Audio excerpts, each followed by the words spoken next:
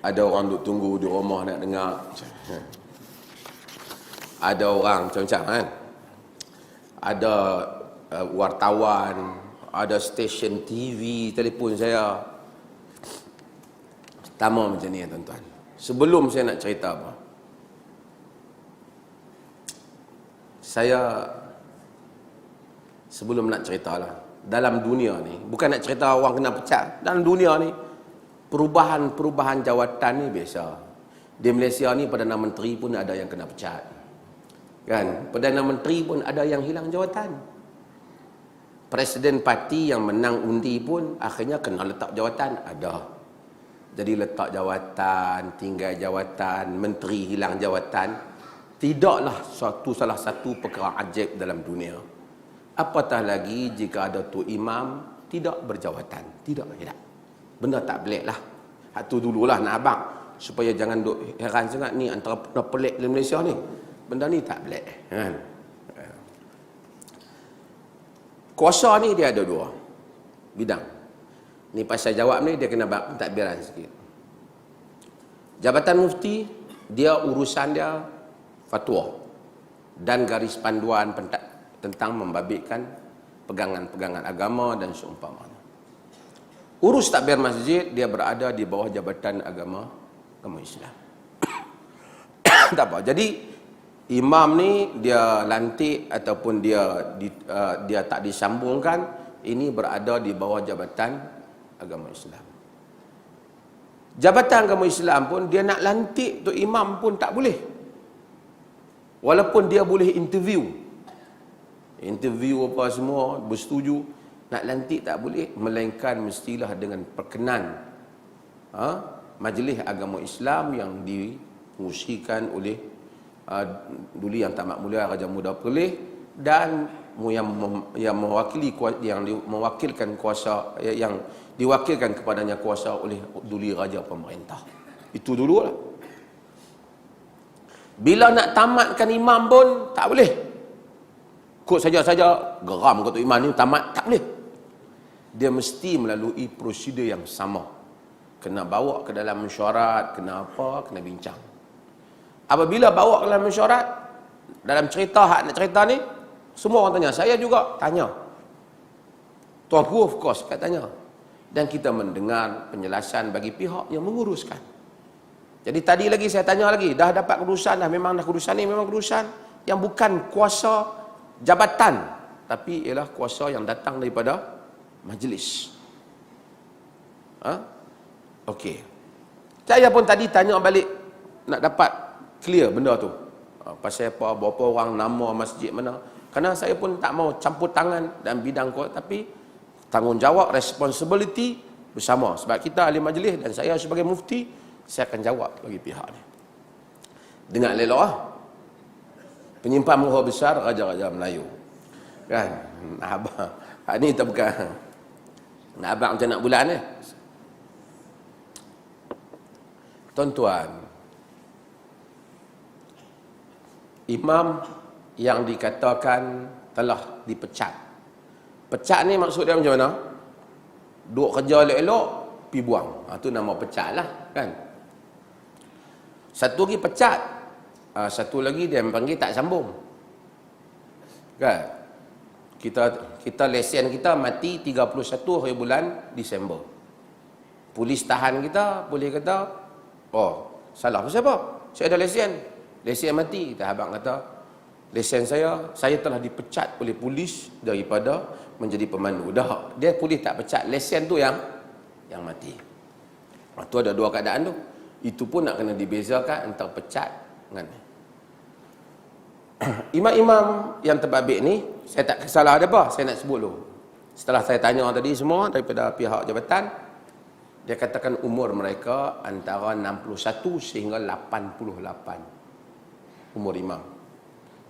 Di kalangan tu lah 28 Cik tambah sikit angka dia bagi tu, bagi syok sikit kan. Okey.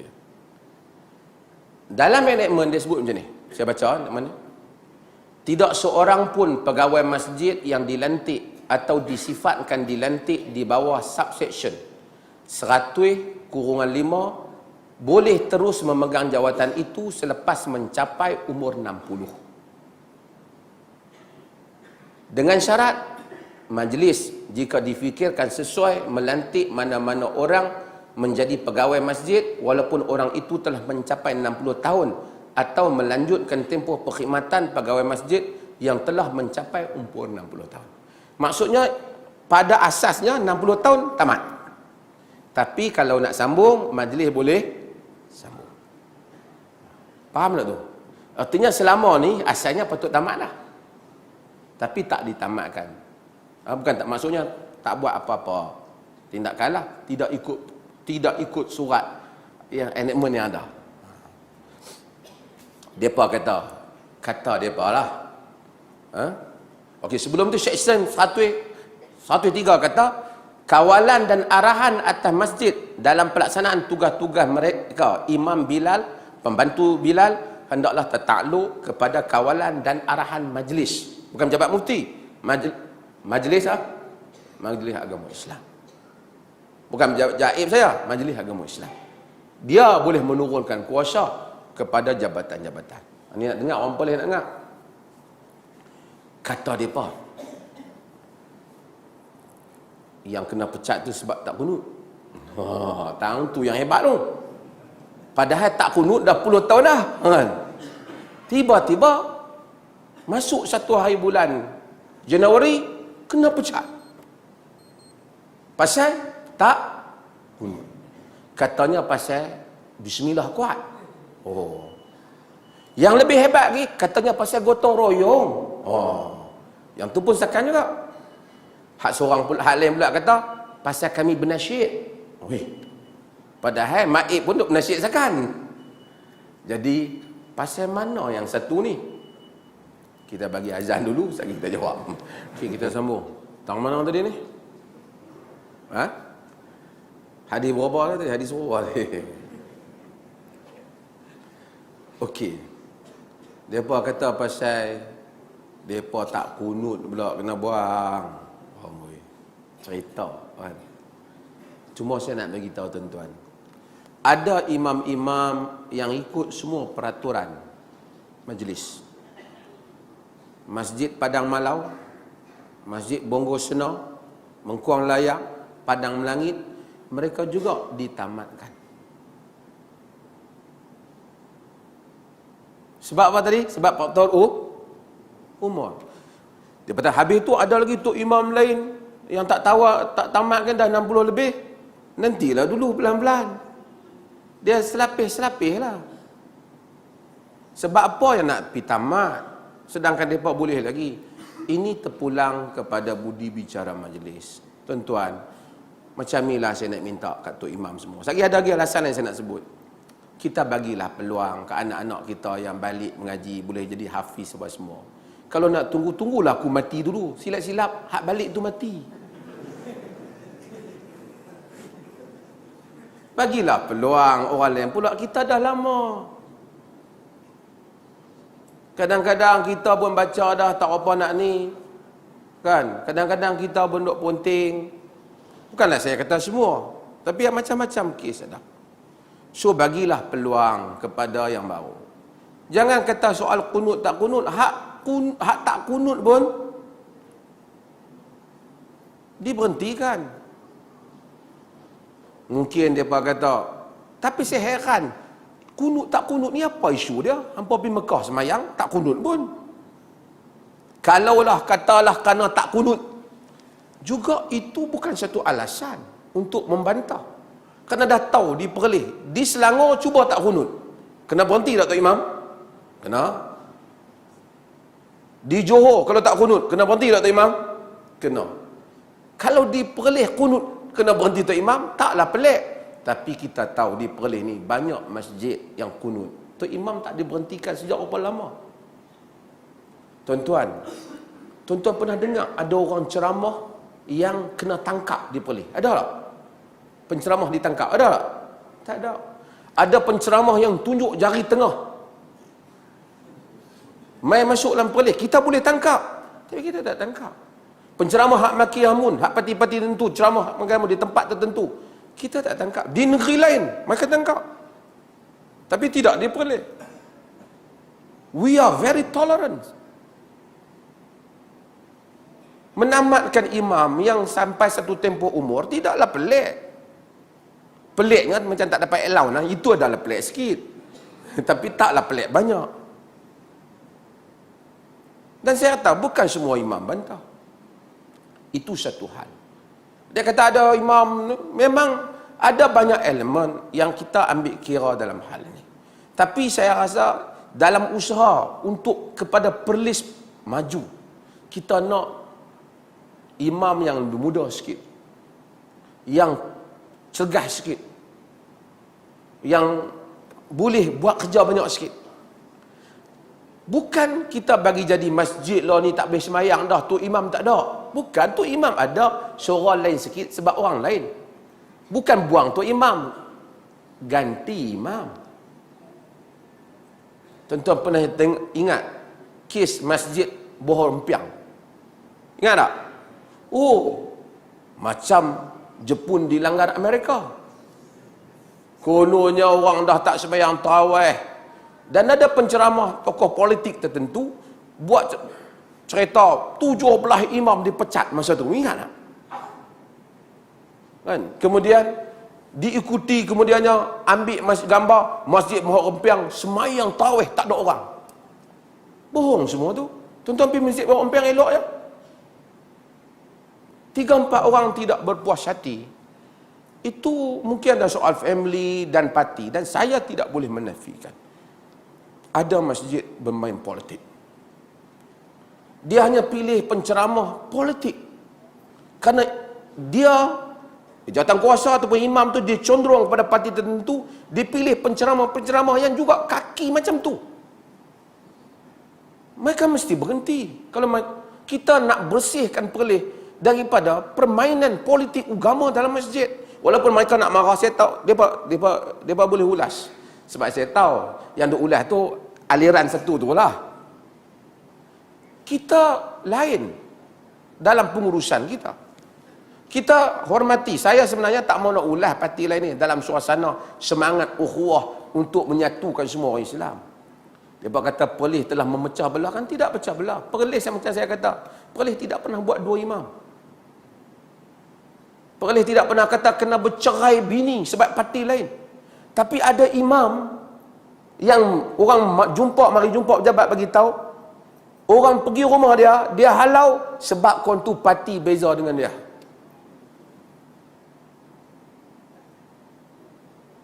Kita tak boleh orang terlalu fanatik macam tu. Mari jumpa saya. So ini semua kita tak mau elemen politik, satu hal yang lain. Tuan-tuan minta maaf lah orang politik. Bukan, saya tak niat langsung, tapi nak kena habak lah. Pasal nampak mereka pun ulasakan. Tuan-tuan, agama, dia jalan agama. Badi'uz Zaman Sa'id Nursi, dia kata, A'udzu billah minasyaitan wa minas siyasah. Aku berlindung dengan Allah daripada syaitan dan politik. Bukanlah politik tu buruk mana, politik yang bermain kepartian yang melampaui batas. Siapa nak marah, dia boleh marah, tapi saya sebut suka ataupun tak, tapi ini fakta. Saya tengok contoh. Kalau kita main politik dalam masjid, seketika ada pihak menyatakan perlembagaan Malaysia ialah perlembagaan kafir, perlembagaan penjajah, perlembagaan jahiliah, menentang perlembagaan Malaysia adalah jihad, jika mati adalah mati syahid, derma adalah jihad, perjuangan adalah jihad. Betul tak? Betul. Kemudian pihak yang sama juga berhimpun mempertahankan perlembagaan, dan mempertahankan perlembagaan itu fardu ain. Kan beza tu antara tentang jadi syahid, wajib tahan tu. Saya nak cerita politik, beza politik. Seketika ada pihak menyatakan bahawasanya perjuangan Melayu itu adalah asabiyah yang ditentang oleh agama, terkeluar daripada agama. Man da'a laisa minna man da'a ila asabiyah, bukan di kalangan kami orang menyeru pada asabiyah. Semua orang hasil daripada perlembagaan kufur dan asabiyah bercerai bini. Tu imam lain tak makan sembelihan. Ini bukan cerita kartun, ini bukan cerita teori, benar. kisah benar. Saya pun daripada family yang sama ya. Saya tahu. Kisah benar. Hari ini mereka yang sama menyatakan di Malaysia kita wajib memperjuangkan Melayu dan hak Melayu, keistimewaan Melayu. Dulu kufur.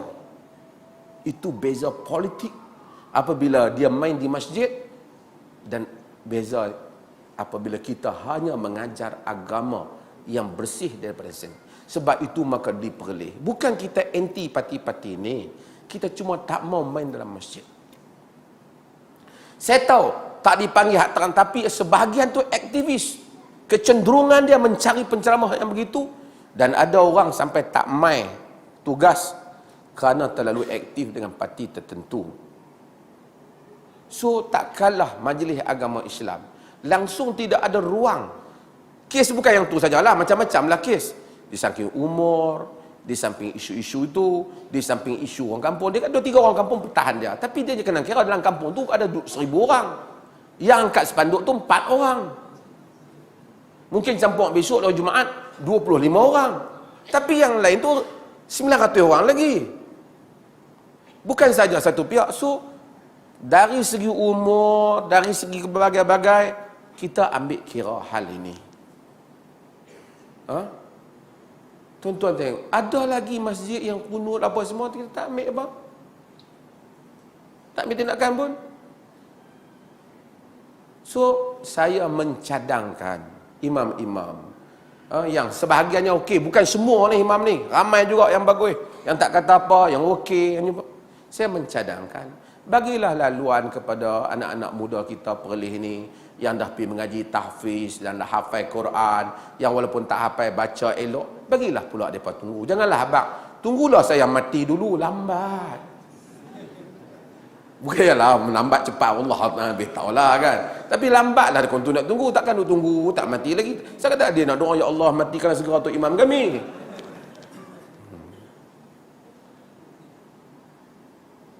Bagilah peluang. Orang dah bagi peluang kat kita lama, kita bagi peluang kat orang lain pula. Hatu imam tu 60 tahun tu masjid ni ada, giliran mereka juga akan sampai. Takkan nak tukar semua, dalam tukar berapa puluh apa ingat dah. Esok main giliran dia, akaun tu pula ingat, kena jawab lagi sekali. Tak adalah kaitan besar sangat. Perdana Menteri pun ada yang telah diberhentikan. Ada banyak masa boleh main FB dan seumpamanya. Dah duk buat kerja yang sama, buat pengalaman yang baru, jadi imam. Lepas dah tak jadi imam, boleh lagi mengajak orang, boleh. Bukan kita kata lepas tak jadi imam, ditahan di rumah, tahan di rumah, tidak boleh bercakap, menemui anak jemaah. Tak jadi imam saja. Bagi orang lain jadi imam. Jadi itu saja, tak ada besar isu apa pun. Dia masih boleh bercakap, boleh main di masjid, boleh semayang, mungkin boleh dilantik juga jadi jawatan kuasa, boleh jadi penasihat masjid. Kemudian kita fikirkan. Tapi ke arah nak jadikan Perlis ni maju, masjid mesti memerlukan tenaga-tenaga muda. Boleh tuan-tuan? Besar sangat kan isu ni?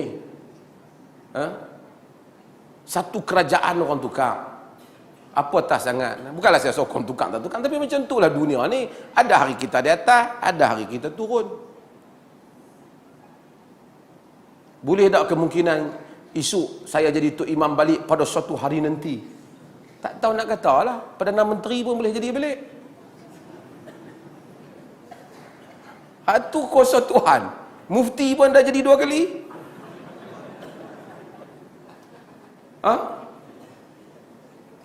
Tuan-tuan, not a big deal. Tak payahlah kita sibukkan benda ni semua dengan hal-hal yang macam ni. Satu orang jadi, kalau kita kata setelah diberhentikan, pihak polis sedang mengawal rumahnya, tidak dibenarkan datang bersolat. Kau kasar, kacau lah macam tu. Tapi anak jemaah boleh semayang macam biasa. Esok Jumaat pun ada khutbah macam biasa, semayang macam biasa. Kami ni dah 3 hari dah tak semayang ni. Tok Imam tak ada. Tu kacau banyak lah tu. Tu kacau banyak lah. Di Tok Imam ada. Tok Imam tu pun ada di masjid tu. Cuma bagi hak mudah sikit, tukar hak ni sikit. Supaya yang tu dapatlah berfungsi untuk sebahagiannya. Ada tak kita ni, imam ni macam-macam tuan. Bukan soal masalah bismillah, masalah ni kecil-kecil ni. Kadang-kadang macam ni. Soal bila kita jadi imam. Orang panggil kita mai kursus, kita kena mai. Pasal kita ambil allowance. Betul tak? Orang suruh kita pakai baju imam tu kan, kita kena pakai. Lepas tu orang panggil mai kursus berkala, kita kena mai lah. Kursus, ya kalau kita tak berkala tak mai, yang tu tak mai, apa tak mau, orang berhenti kita buat terkejut. Tak payah terkejut lah. Benda biasa lah tu kan. Benda memang dijangka lah kan. Bukan masalah kunut tak kunut. Orang perlis ni tak ada lagi lah. Pi kat negeri lain tengok tu imam kunut. Subhanallah, subhanallah. Tak ada lagi. Tapi tak tahulah kot. Hak-hak mana kunut tu kalau dia pergi Masjidil Haram semayang masa musim haji tu umrah. Duk mufarakah dengan tu imam. Saya pergi baru ni Mekah umrah. Moh mayang subuh saya mufarakah tu imam. Dia tak kunut. Sebab tu di kampung saya bila tu imam tak kunut, tak mau mayang di masjid. Perlis ni tuan-tuan, negeri lain tak boleh buat surau melainkan dengan kelulusan Majlis Agama Islam. Perlis ni banyak surau yang dibuat oleh parti-parti politik. Tuan-tuan pergilah kira, kok kata saya tak ni. Dengan sentimen politik. Boleh dia ambil tindakan. Tapi kita tak ambil. Kita ikut nak kena ambil tindakan lah. Tapi kita ni tolerance. Begitu bertolak ansur. Setengah orang saja. Ya. Kan?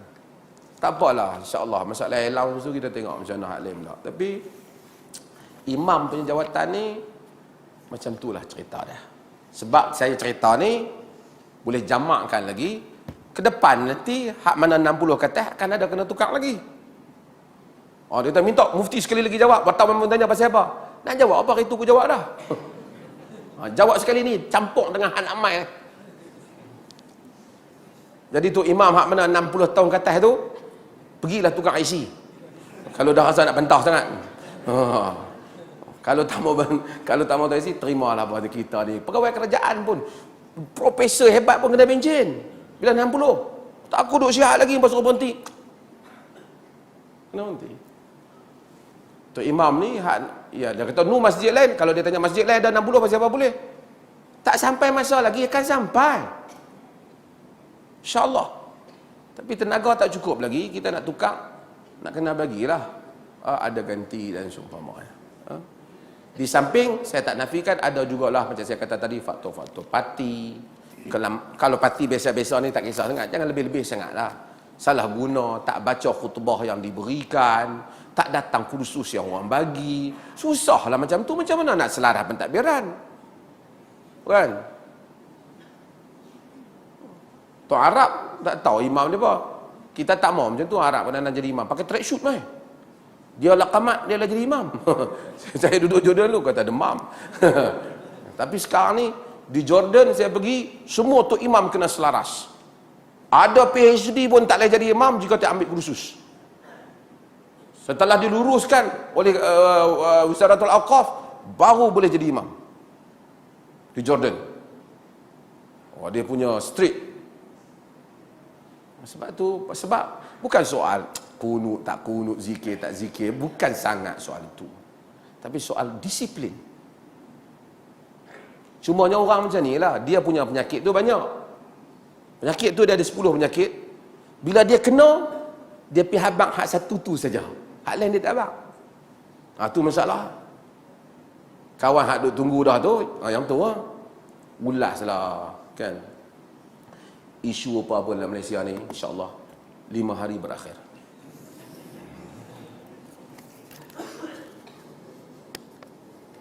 Boleh tuan-tuan? Boleh ke tu? Faham ke tu? Kau nak kena jawab dalil lain pula. Tak apalah tuan-tuan. Kalau masjid tu sejak mereka tukar ni, anak jemaah situ dah tak semayang dah sekarang ni.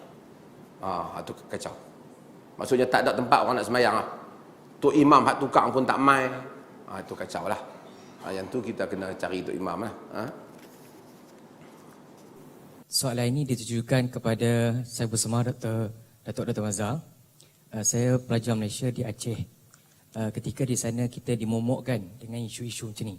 Jadi kami pun risau. Terus tak pergi pondok salaf. Takut. Jadi bila kita melihat dalam social network, kita dapati bahawasanya isu ni sangat luas. Sehingga kan ada satu perkara yang saya nak tanya kepada Datuk Dr. Mazhar. Apakah benar dakwaan mengatakan bahawasanya Mufti Perlis telah membuang beberapa belas orang imam di Perlis gara-gara tidak membaca doa kunut? Mungkin kami selaku talibul ilmi perlukan penjelasan yang sangat terperinci mengenai ini supaya tak ada misunderstanding. Tu belum masuk yang Mufti Perlis tampar orang macam kunut. Belum lagi. Boleh saya jawab? Silakan terus, Doktor. Terima kasih bertanya. Saudara, ni dunia moden. Kalau ada orang hak berapa belas kena pecat tu, cuba senarai nama dia. Siapa? Imam masjid mana? Pertama, kalau siapa pergi ke Perlis, dia akan tahu ada masjid yang kunut. Lama dah pun kunut. Tanya Datin Sri duduk depan ni. Tanya Datuk Sri, dia jadi menteri besar. Punya dia dituduh Wahabi, dia pun gagal nak bagi dia batak kunut. Tapi tak ada siapa dipecat. Tapi kalau ada satu imam yang ditamatkan, satu imam, kerana kes yang kita tak boleh dedah aib orang, dia cari isu yang lain. Yang tu susahlah. Tapi bukanlah sikap kita. Sebenarnya aku nak cerita ke hampa, dia punya aib ni. Kita tak cerita, dia tibai kita senyap lah. Tapi bagi tahu kita, kalau kata berapa belah orang, senaraikan. Saya duk ingat kalau kawan saya datang hari ini, dia pun nak sebut yang tu, saya tahu. Cuma saya nak sebut masjid mana? Imam mana? Kalau ada satu dua tu, tidak ada kaitan langsung dengan masalah kunut tak kunut. Kita kalau jadi imam, saya tak mau terdah. Kita jadi imam simple. Kita jadi imam, kita dapat allowance. Kita kena main masjid. Kalau kita tak main masjid, anak makmum duk komplain banyak kali, kita tak boleh kata, tak boleh pecat tu imam masuk neraka. Kita tak boleh kata. Kita kena tukarlah imam hak boleh mai. Kemudian kalau dia ada masalah peribadi yang aib, takkan kita nak buat kenyataan media.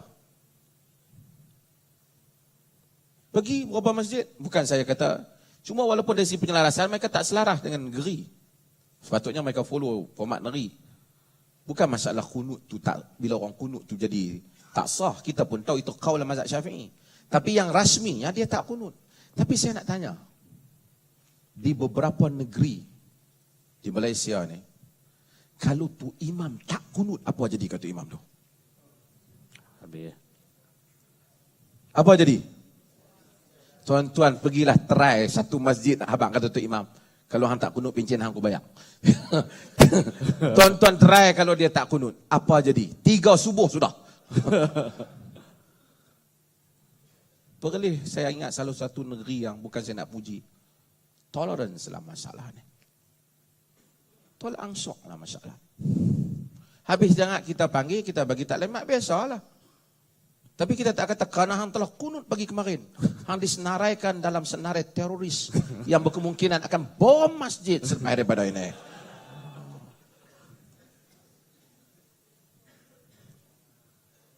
Ini satu dakwaan dalam sejarah. Panjang nak cerita Saudara baca sejarah pertarungan antara Protestan dan Katolik. Antara aliran, tengok filem Luther. Luther yang mengasaskan mazhab Protestan. Perbezaan golongan agama ni, kadang-kadang dia akan jadi lebih dahsyat daripada perbezaan orang politik. Mereka akan boleh memfitnah sampai bakar-membakar. Tuduh-menuduh. Kalau orang politik setakat pecat jadi ahli, mereka pecat kawan mereka daripada Islam tu. Kafirkan. Hanya kerana perbezaan pendapat. Kalau orang yang politik pecat daripada ahli parti, tak apalah, boleh masuk parti lain. Ni perapihkan kita daripada Islam. Nak masuk agama mana lah. Sekian lama satu hamba Allah kafirkan orang. Saya sebut. Dalam mazhab, dalam isu, contoh. Dalam mazhab Malik, isu anjing ni dia luas sikit. Bukan saya nak kempen pada anjing tu. Saya tulis dalam akhbar, saya kata, bagi makan dan minum anjing ni dapat pahala. Dapat pahala tak? Apa? Kau tuan-tuan kata, dosa anjing. Ada tak hadis pelacur Tuhan ampun kena bagi minum anjing? Ada. Ada. Saya sebut kaulam anjing ni dalam sebahagian mazhab, jilatan dia saja najis, badan dia tak najis. Itu dalam kaul imam-imam sendiri. Dalam mazhab Malik, dalam mazhab Abu Hanifah. Kalau kita tak setuju, kita kata saya tak setuju pendapat tu. Cukup. Tapi padankah untuk kata, ni mufti anjing. Ni sungguh ni. Padankah kita nak kata, jadi mufti anjing kerana hanya bagi pandangannya lebih luas tentang isu anjing. Dan orang seperti ini duduk untuk bagi taklimat pada kerajaan. Contoh. Buat lagi contoh lah. Lagi sebelum orang lain tanya. Di manakah kedudukan ibu bapa Nabi? Dalam hadis yang sahih, Nabi sebut, inna abi wa abaka finnar. Pada orang yang tanya tu. Sesungguhnya, bapakku dan bapakmu dalam neraka. Ulama telah iskal hadis ni, telah timbul soalan. Sebab bapak Nabi macam mana boleh masuk neraka sedangkan masa tu Nabi belum datang lagi. Wahyu belum sampai, dia tak dengar kebenaran. Sedangkan kaedah Islam, wa ma kunna mu'adzibina hatta nab'asa rasula. Kami tak akan azab sehingga rasul datang. Sebahagian mereka takwilkan mungkin bapa dan mak Nabi dahulu telah mendengar agama Ibrahim dan seumpamanya, dia tahu yang benar tapi dia tak pilih dan Allah hukum dia. Sebahagian mereka tawakuf, tak mau terima hadis ni. Kata kita tak tahu, kita tak setuju kerana dia menyanggahi prinsip umum.